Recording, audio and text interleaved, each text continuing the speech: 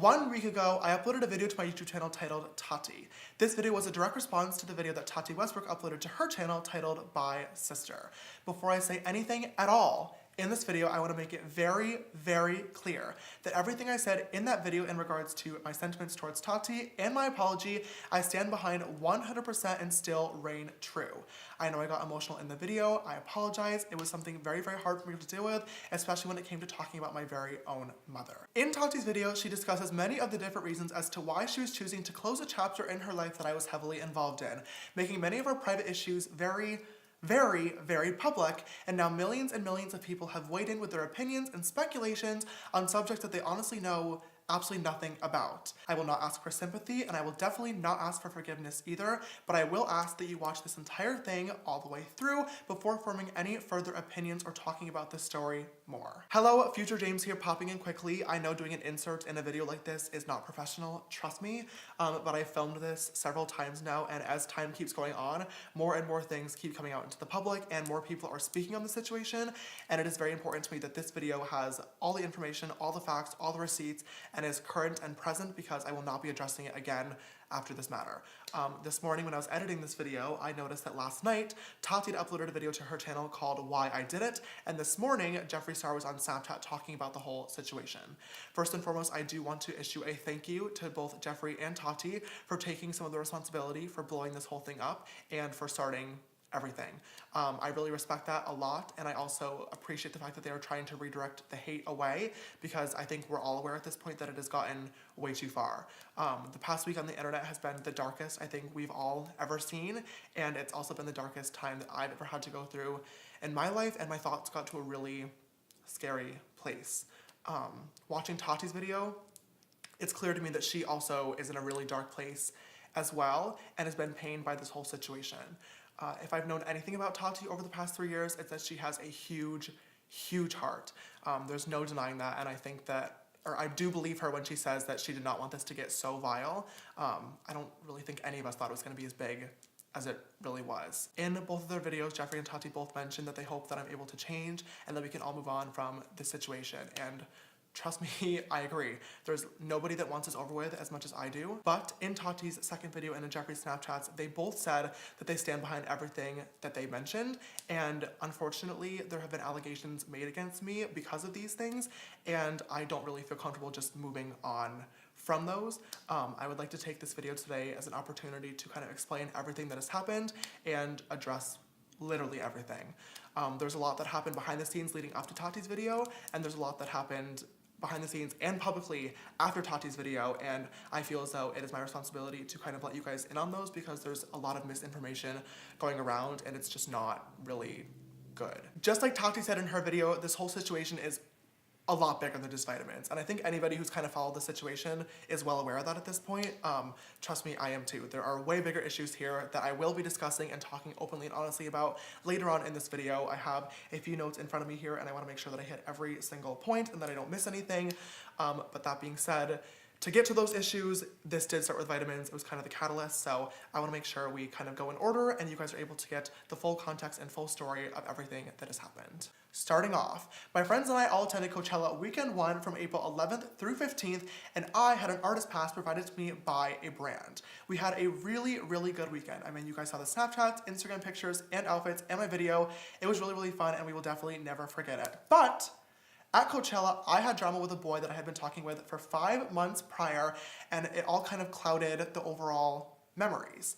Later on that very same week, on April 19th, my best friends and I in the family group chat made the last minute decision that we wanted to attend Coachella weekend 2, again, to kind of relive those memories, but boy-free. I texted my manager, Jake, that very same night, asking if it'd be possible to get us in for the next day since it was already Friday, meaning we're missing the first day of the festival, so therefore we could only go on Saturday. Because it was so last second, we were only able to get VIP tickets, which is not the same as artist, but we headed over anyway and wanted to have a really, really good time. For those of you who may not be familiar with Coachella, I do want to quickly clarify the different passes just because it kind of is important to this whole situation. VIP, although VIP, is still very, very open to the public. Artist passes, however, are passes that you cannot buy.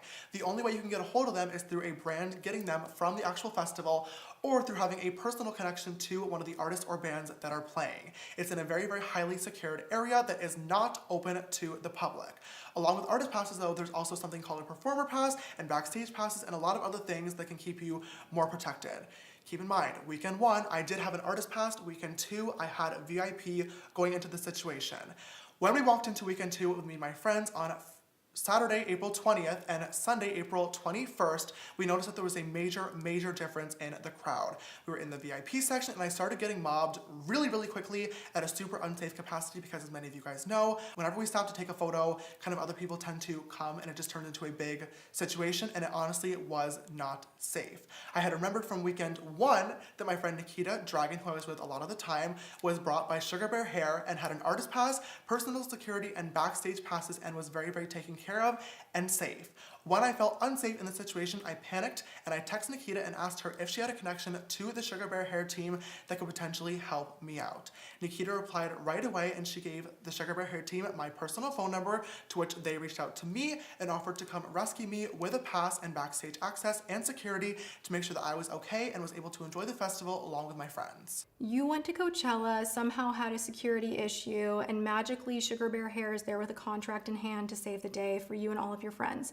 No company would ever go out of their way to have an extra, handful of passes that cost thousands of dollars a piece, like just in case. That leads me to believe that this was orchestrated beforehand, but he had an emotional conflict because of me and promises he made to me behind the scenes.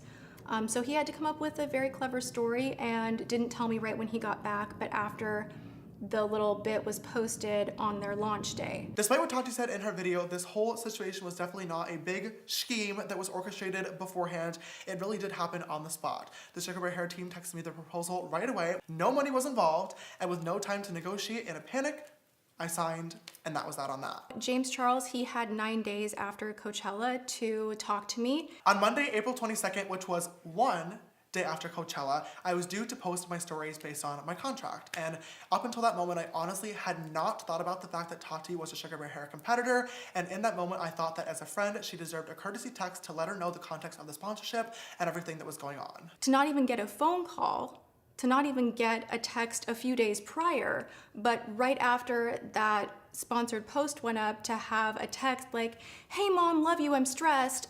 Just so you know, XYZ, I just did this post, but it's no big." Before posting my stories, I actually did text Tati first out of respect for her, giving her heads up about the sponsorship, but she was immediately upset. I tried my best to kind of explain the entire situation and also give her a direct apology as well, but at this point I had signed the contract and I absolutely had to post it. There was no getting out of it. I then headed to the airport and took off on a flight to San Francisco. And by the time that I had landed 1 hour later, Tati had uploaded all of her Instagram stories of her crying, talking about the friends in the community that haven't really supported her, how she was alone, and how she felt very hurt and betrayed. Very quickly, people put 2 and 2 together and realized that this was clearly about me, and I started getting thousands and thousands of tweets and comments and texts about the whole situation.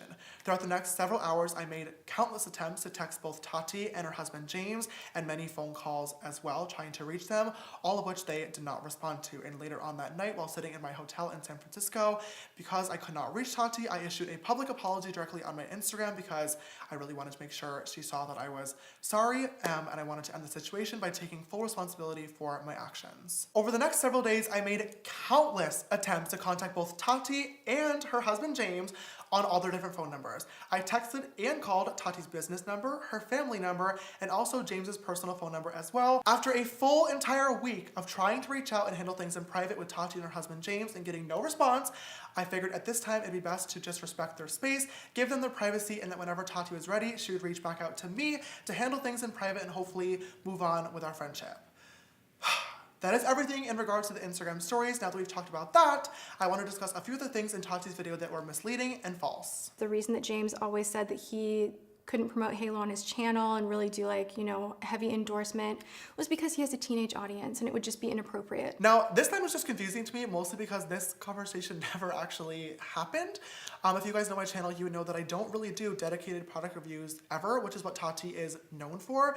But even though that is the case, I've still multiple times talked about her products on all my social media networks. I have to word that, okay, I forgot to say too.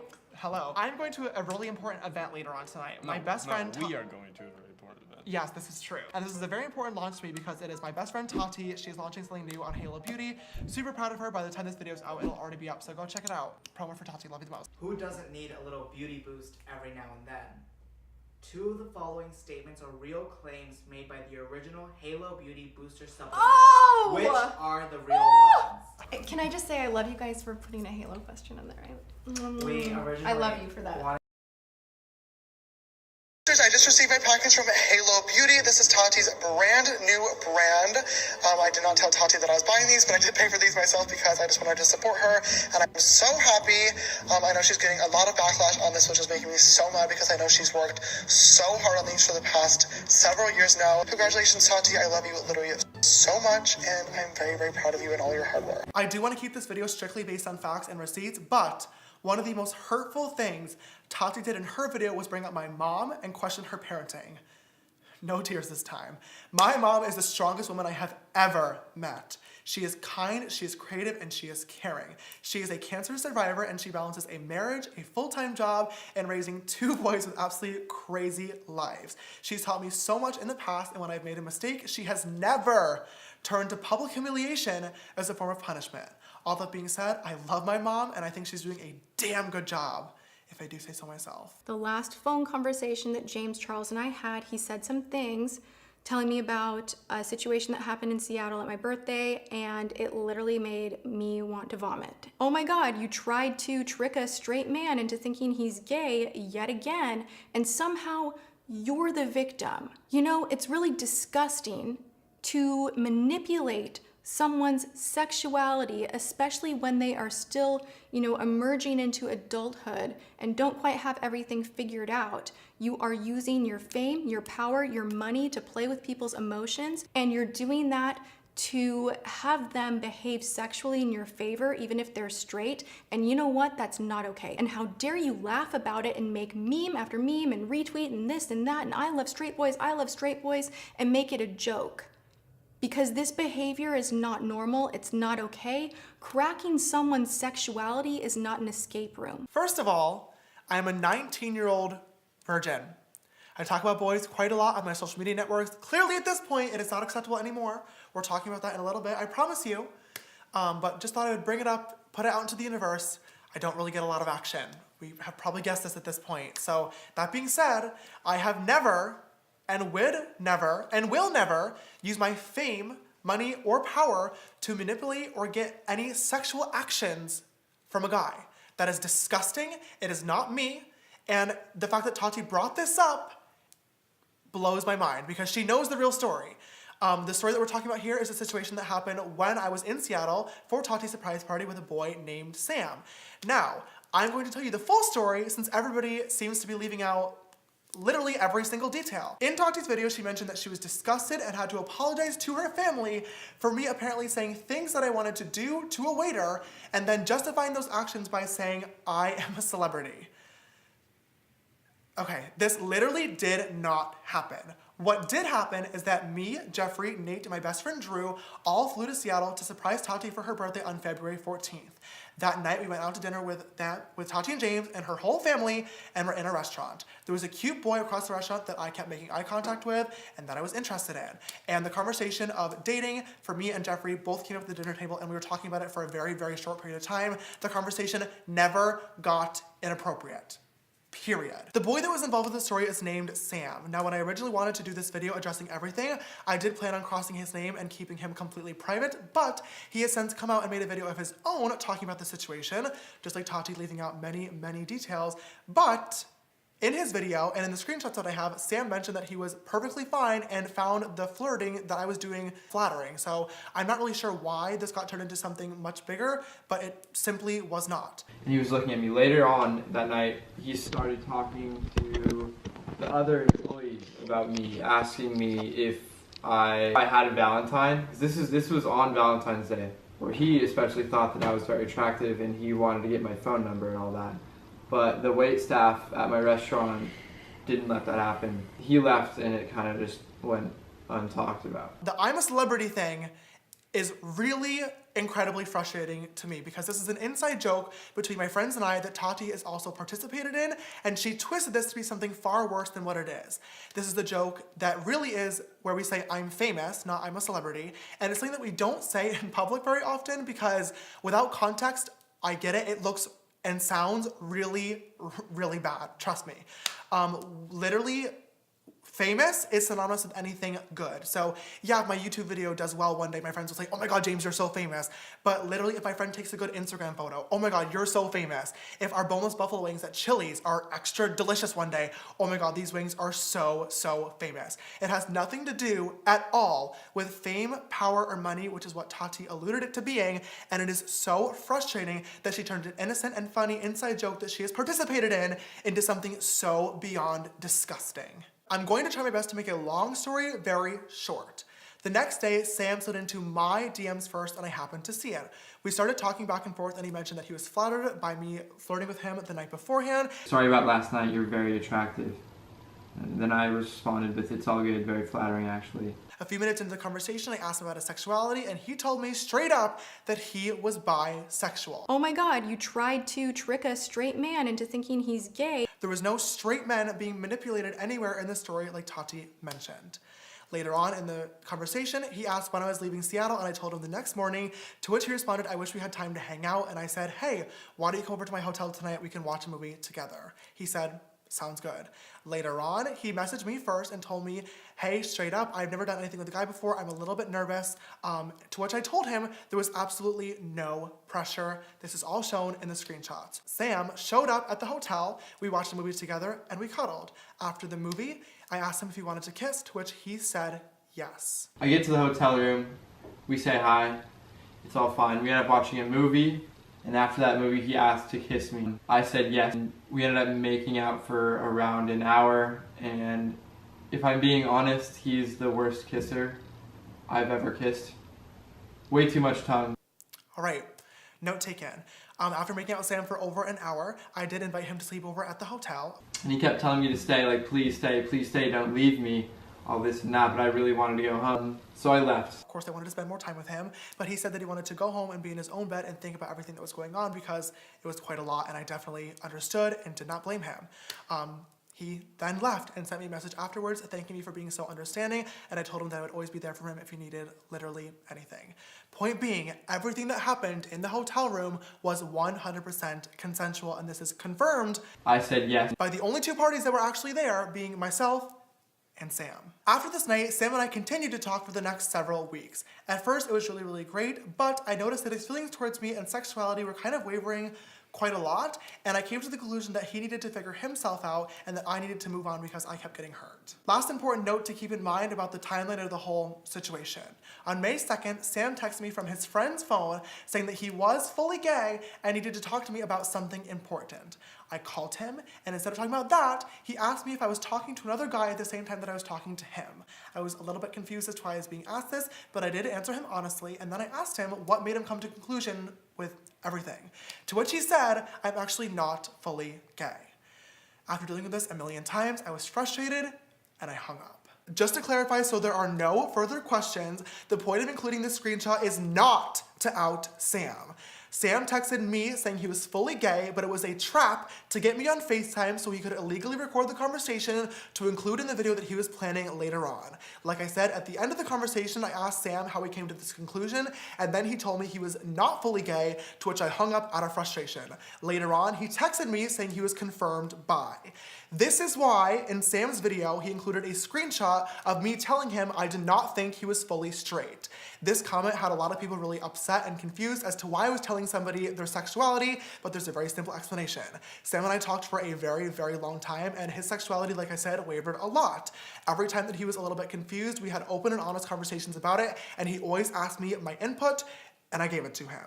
I would never out somebody, and I have never, ever tried to manipulate somebody's sexuality, including his, point blank period. The whole situation that happened with Sam was very, very long and complicated and left both of us very hurt and confused. And through trying to deal with this, I reached out to many of my different friends for advice. There was one night in my kitchen where Tati, James, and Gabriel all came over, and I told them the same exact story and showed them the same exact screenshots that all of you guys just saw. After hearing this, like Tati said in her video, Tati and James actually did have a heart-to-heart conversation with me about the boys that I get involved with. They told me that talking to curious guys was going to continue to get me hurt, and that also it could look really, really bad from an outside perspective if somebody tried to manipulate the situation. And for me, this was a major, major wake-up call that I took to heart, because I honestly had never thought about it in any other way, because I knew that everything that I was doing was always consensual between both me and the boy, and I had receipts to back it up. But I wish I knew at the time that Tati's advice was really a warning, because she did exactly what she told me someone else may, which was tell my story with no details, no facts, and no proof, and twist it around, and now serious allegations have surfaced that could permanently damage my career. Now, like I said, the talk that happened in my kitchen, I really did appreciate, because it was the first time I kind of took a step back and was able to analyze what was going on. And this week has been a major eye-opener for me as well. I want to take a brief moment to talk about boys. Boys have obviously been a topic that has been discussed quite in detail on my YouTube channel and social media networks. This is no secret. I wish it hadn't been, but if I'm going to talk about it one last time, I definitely want to be open and honest with you guys, the ones who matter. I came out of the closet as gay at age 12, which is honestly really, really young to kind of figure all of that out. I had 2 other boys in my school at the time who were gay, but we were all close friends, so nothing was happening there, if you know what I mean. But all my other friends were having their first kiss underneath the playground slide, or getting into their first relationship and talking all about it. And for me, I was on Pop Tropica and social media networks trying to make friends and trying to find out what else I was interested in. I never really got the opportunity to experiment with love and learn from that as a growing teenager, and I think that that's honestly left me kind of underdeveloped as a person in a lot of different ways. I've been forced to grow very, very quickly because of the job that I work in social media, which I know I've said a million times beforehand, but love and relationships is something that I have barely any experience in, and I honestly think that that's why I'm a lot less mature than others may be in the situations that I get myself into. I definitely am emotional, and I let that get the best of me sometimes. I can be dramatic, I'm reactive, I'm forward, I'm flirty, and these are qualities that I'm not necessarily proud of at all, but I can confidently say that with each experience I'm learning more and more, and I've been able to better myself. But a lot of times these situations have become public, my own fault, but having millions of people watching you learn can be very, very tricky. When it comes to experiences that I've learned from in the past, a lot of times I've talked about being into straight guys. Now, this conversation is something that has upset and also confused quite a lot of people. So in order to provide a little bit more context, I would like to play a clip from Tati's friend Jeffree Star's video titled "The Truth About My Relationship." I was single for a long time, and the reason why is because I am really not attracted to anyone but what we call in this world as a straight male or a normal dude. And what I mean by that is, like, you know, I am really into straight guys, and I know that is going to not be surprising to a lot of you. So, you know, from just traveling everywhere and meeting dudes all the time and being around that world for so long, I really kind of fell into a trap of always being someone that was kept like the secret. And when you are someone like me who is, you know, I get asked all the time, even every day on my channel, you guys, I get comments, are you a guy?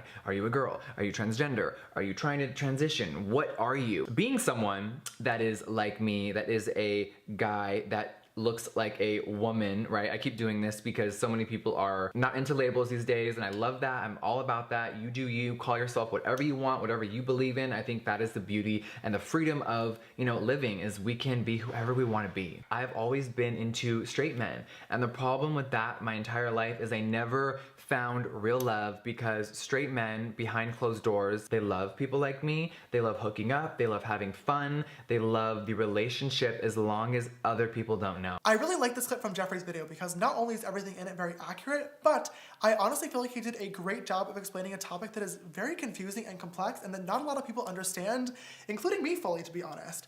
Yes, as a gay man, I am attracted to men, and in the past, whenever I have found a guy cute on Instagram or on social media, I have slid in the DMs with a simple hello or a nice compliment. If anybody ever made it clear that they were not interested or were not gay and didn't want to talk, I always apologized for the unwanted attention, and the conversation was put to a halt immediately. I do take full responsibility for sending these messages, and this situation has definitely taught me that sending messages that are so forward and direct like this are unacceptable, and I no longer will do that moving forward. A few different guys that I've talked to in the past have since came forward with their stories or posted screenshots of conversations that I had with them saying that I made them feel uncomfortable, and reading some of them, I honestly felt really, really bad. I reached out to all the boys directly and apologized to them for my actions. But aside from those few guys, people are treating hashtag James Charles's over party as an open invitation to add to the narrative with lies, which is not only harmful to me, but it's also creating very, very dangerous stereotypes around the LGBTQ+ community. For example, Zara Larsson, who's a pretty big singer, tweeted saying that I messaged her boyfriend multiple times knowing he was straight. And this tweet got almost 500,000 likes before it was deleted. In her defense, she did later on say that it was only one message, but it was way too late because the media had already ran with it, saying that I was harassing straight men and wouldn't leave him alone. Had I known that he was dating Zara Larsson, I clearly never would have messaged him in the first place, but this is all very hypocritical considering this is how Zara Larsson found her boyfriend. I'd like to pose a question to you, the audience, and ask, why is it okay for Zara Larsson, a woman with a public platform, to tweet these photos of a shirtless man and say, who are you, where do you live, how old are you, why are you so fine, and how do you like your eggs cooked in the morning? But for me, as a gay man, to DM the same person in private with a simple compliment is predatory. These stereotypes around gay men have been and continue to be very, very harmful to the community and have been historically used to villainize gay men in society. Someone completely fabricated a whole entire story about me touching another boy in a high school urinal, and it blew up. This person came forward a few days later saying that it was a social experiment, but it was too late. People also completely photoshopped Twitter DMs of me reaching out to these people, threatening legal action if they were to tweet more things, when in reality I have literally not even been on social media, and I deleted the Twitter app from my phone. So all of these things are just so false and are so fake, and it's truly disgusting. Also, pretty much every boy that I've ever even communicated with at this point is posting screenshots of our conversation to make a spectacle of me. I've dealt with so many fake stories in the past, from Coachella, the fake sex tape, and now this, and I'm done. I'm done being the subject of these bandwagon stories for likes. It's not okay. Now that we've addressed and cleared the air on the boys, let's get back to our timeline, because somehow there's still a whole lot more to this story and more claims as well. In Tati's video, she said that she felt she needed to bring all of this to the public eye because people needed to know what's going on behind the scenes, and I truly cannot believe that I'm about to bring up what I'm going to bring up, but I feel the same exact way. On Monday, May 6th, Jeffree posted this tweet to his Twitter, which I instantly started getting tagged in. After this tweet and a few other ones from him and his friends, I decided to reach out to him and ask if there was something going on that I should be aware of. He replied to me and he said that it was not about me and that it was about another brand stealing his ideas. This message was in a voice memo, which has since disappeared from the screenshot. You'll just have to believe me. I have literally no reason to lie at this point. Even though he said it wasn't about me, I still asked to talk to him, but he said he was unavailable. A few hours later, while I was getting ready for the Met Gala, I got this text from Jeffree. Concerned but mostly really confused, I reached out to him about meeting together in private in hopes to speak together and figure out the misunderstanding, but he didn't reply. 3 days later, still no response. I decided to reach out again, but he was not available to talk. I flew to Australia on May 8th, and on May 10th, hours before my scheduled meet and greet appearance where 5,000 fans were already waiting outside, I was woken up at 4 in the morning by my friend because Tati had just uploaded her video titled By Sister. Watching Tati's video, it was very clear to me that my friend was still very hurt, and even though I had already apologized both privately and publicly, I wanted to make a video right then and there with my raw and honest emotions. But because of the time difference, it took me an extra few hours to film the video and get it up, and by the time I was about to hit publish, I received yet another text from Jeffree Star. I've already cleared up Sam and our night together being 100% consensual. He was absolutely not trapped in a hotel room, but Jeffree also brings up Zach. Zach is his boyfriend Nate's brother, and not only did I not pursue Zach, who identifies as mainly straight, but it was actually Jeffree who suggested that I talk to him in the first place. Hey, Nate's brother is single and mainly straight, right up your alley. Sounds good. And he Sounds great for me. and he just moved here, work. Zach and I talked on Snapchat for maybe a total of 10 selfies back and forth to each other. He was super sweet, but it was very clear to me that he was not actually interested, and the conversation stopped before anything could even get remotely flirty at all. With everything going on, I did not reply to Jeffrey's text in the moment. A few days later, on Monday, I woke up again in the middle of the night from a phone call from my little brother Ian, who was very, very upset. He told me he had tweeted saying, "Why do people act so tough online about somebody from his hometown who was bullying him?" And Jeffree Star, of all people, had quote tweeted Ian's tweet saying, "Why is your brother a predator? Why did you really move back to New York City? Exactly, shut the fuck up." Many people were quick to call out Jeffree for bullying a kid who had nothing to do with the situation literally at all, and he deleted the tweet. After this, I went to check my phone and noticed that Jeffree had texted me a few minutes prior, and I opened my phone to this. I really want to read this text out loud just so you all get to hear exactly what I had to read, but also so I don't miss anything. "Grayson is going on camera shortly to finally tell the world how you tried to molest him and touch him in his sleep and made him uncomfortable for months, you sick motherfucker.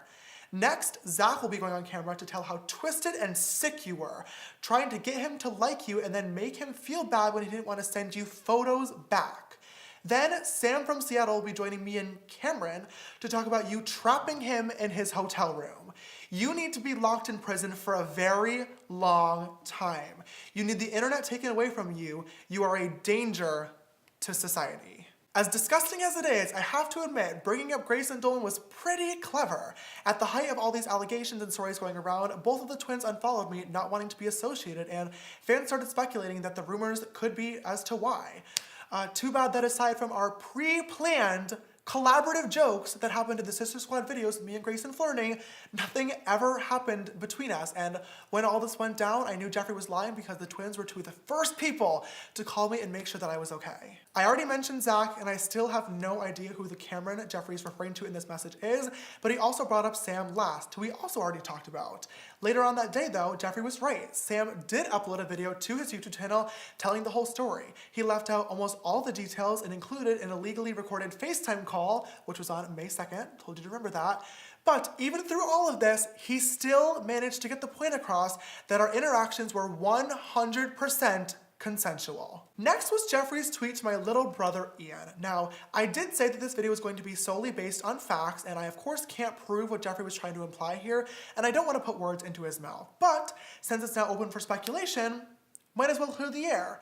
Ian actually went home for a few different reasons, but it's temporary. He had to get his wisdom teeth taken out, and he's also working on different modeling opportunities in New York City, and I am so incredibly proud of him. But he was also having a really, really hard time in LA.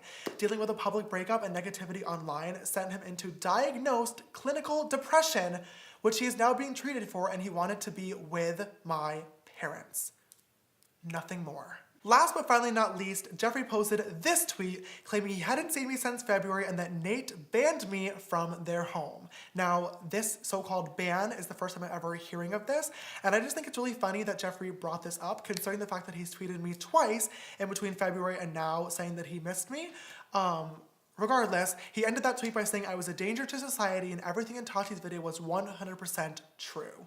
Adding insult to injury, not only did Jeffree text me, but he also went out of his way to text my best friend, Drew, this lovely message trying to turn him against me. Jeffree's messaging about me both in private and in public was hurtful, defamatory, extremely excessive, but most importantly, literally all based on lies. I wish I knew why he was doing all this, but at the same time, his track record with public feuds makes none of this a surprise. Tati made a video telling stories about me and publicly humiliating me, and now I have serious allegations against me that could be detrimental to my career. Hello, Future James here popping in again. I've been completely honest with my whole timeline thus far, and I obviously want to keep doing so I feel like it is only fair to mention that only within the past few days, pretty much everyone involved with this situation has started to reach out to me in some way, shape, or form. Sam Cook, the boy from Seattle, has called me 9 times and sent me a few different text messages about the situation, trying to make things right.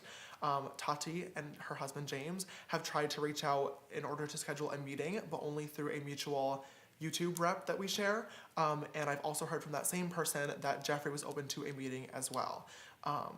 This whole thing has just been really difficult for me because throughout the past 3 weeks, literally all I've wanted and all I've asked for was for communication from these people, and I tried really, really hard to get that, and I didn't. So I declined the meetings because I felt like this was started publicly and it was addressed publicly, and I felt like it was only fair for me to address this publicly as well, before meeting behind the scenes and talking further.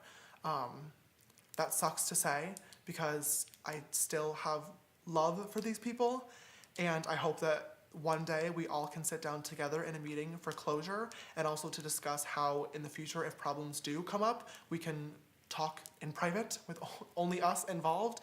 But right now I just need time and space to kind of get my head back to where it needs to be and get my mental health back together before I kind of rekindle those friendships.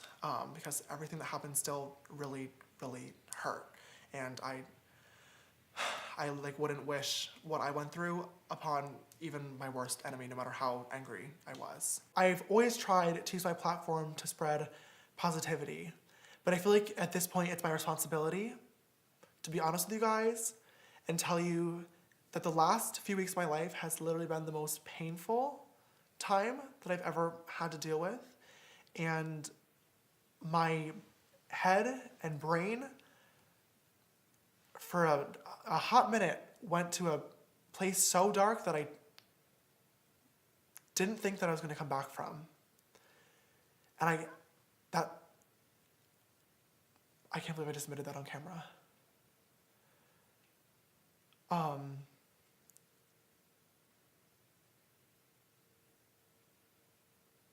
People always say that being a social media influencer is an easy job. And this is something that I've talked about time and time and time again on YouTube. We get it. But I don't think any human being ever is prepared mentally or physically to deal with the pain and anxiety of what it feels like to have millions and millions of people attacking you at one time. Having to read the hundreds of thousands of tweets and the YouTube videos and the articles about me and my character and my family based on things that were almost all lies, like, it messed me up. It messed me up is the best way that I can put it. And through all of this, I've learned that if I can get through this, I can get through anything. Joining in on bandwagon hate and cancel culture is incredibly, incredibly toxic, and it's very concerning to me that as a society, we're becoming okay with guilty until proven innocent instead of the other way around. I truly hope that everyone who participated in this, whether it be fans, influencers, drama channels, or credible news sources, take the time to think about your words and the impacts that they may have on others, because I assure you, and I promise you, it's a lot stronger than what you may think. Right now, I have a lot of positive changes that I want to work on in my life. First and foremost, I really want to focus more on spending time in person with the people that I love and care about the absolute most. And I also have a lot of work to do in terms of getting my mental health back to where it needs to be. What's now, you guys ask? My parents and little brother just got to LA this morning, and we all got to hug and be together as a family for the first time in a while. And all my closest friends that are not on my payroll, may I add, are all here too. We're celebrating my birthday next week. I'm turning 20. Gross. Many of you guys noticed that the Sisters Apparel website was down. I was so excited about a lot of the things that we had coming very, very soon, and just the line in general. I am so grateful for all of you guys' love and support on it. It was really, really fun to work on. I also love the team that I worked on it with, but unfortunately I had to sever ties with Killer Merch. I just don't see a world that exists where I could ever be in business with a team ran by someone like Jeffree Star. If you placed an order on the website before it went down, everything will still be fulfilled. Don't worry, you'll get your items. And if you had a gift card beforehand, make sure you hold on to it because the balance will be valid whenever we reopen, because we are coming back, I promise. In regards to the Sisters tour, which I've gotten quite a lot of questions about, despite the ticket scandal, we are almost completely sold out nationwide, and that is mind-blowing to me, and I'm so grateful. I know there's been a lot of emails and speculation. As of right now, I unfortunately do not have a full answer on what is happening with the tour, but I will have an update for you guys by the end of this week, I promise. Going on tour has been a dream of mine for so long now, and I really want this to happen. I just feel like meeting you guys, hugging you, and just getting to thank you face to face for what you've done for me is exactly what I need in my heart right now, but at the same time, tour's a lot. And it's a big, big commitment, and I want to make sure that I know what I'm getting into, and that when I walk on stage every night, it's with a genuine smile, and you guys can feel that, and you're able to smile as well. So I'll keep you posted. As for my YouTube channel, I decided that I'm going to be taking some much needed time away from content production. On my last few videos, I've definitely noticed quite a lot of comments talking about my ego or my attitude getting the best of me and getting to my head, and I appreciate the constructive criticism and feedback, and after a lot of reflection, I think you're right. I've lost focus, and that sucks so much, but I want to get back to it so badly, and I want to get back to my original goal when I have no motivation other than just creating original content. And that'll happen for sure, and I already have some great ideas in the works, but it's just gonna take a little bit of time. As for my other social medias, I pledged to myself that I'm going to try to power down as much as I can.